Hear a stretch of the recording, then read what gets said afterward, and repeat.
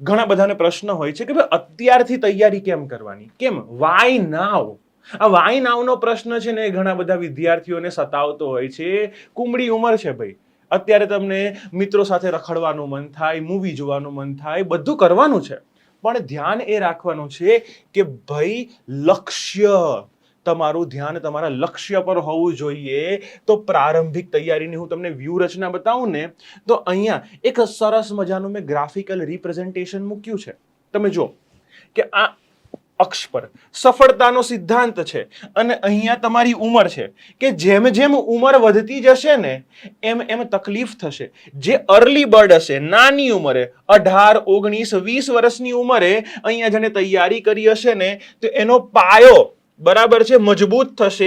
જે વ્યક્તિએ ગ્રેજ્યુએશન પછી 23 થી 25 વર્ષની ઉંમરે તૈયારી શરૂ કરી હશે ને, એની પહેલા તો તમે બેસિક કવર કરીને બેઠા હશો. તમે ઓલરેડી એક લેવલ, આ 3 વર્ષનો એડવાન્ટેજ લઈને બેઠા છો.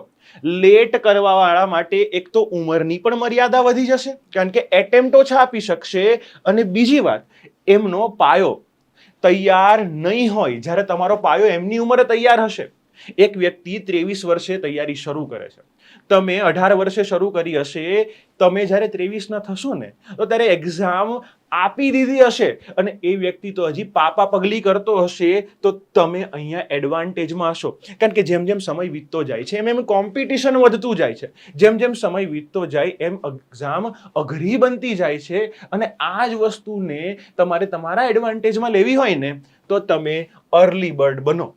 અર્લી બર્ડ એડવાન્ટેજ એ સાયન્ટિફિકલી પ્રૂવન વસ્તુ છે કે જે વ્યક્તિ એવા ક્ષેત્રમાં નાની ઉંમરે જતો રહે છે ને, એને હંમેશા ફાયદો થાય છે. ઉપરાંત તમે જો યુવા ઓફિસર હશો, નાની ઉંમરે બનેલા હશો ને, તો તમને પ્રમોશનમાં ફાયદા થશે, તમને બઢતીમાં ફાયદા થવાના છે.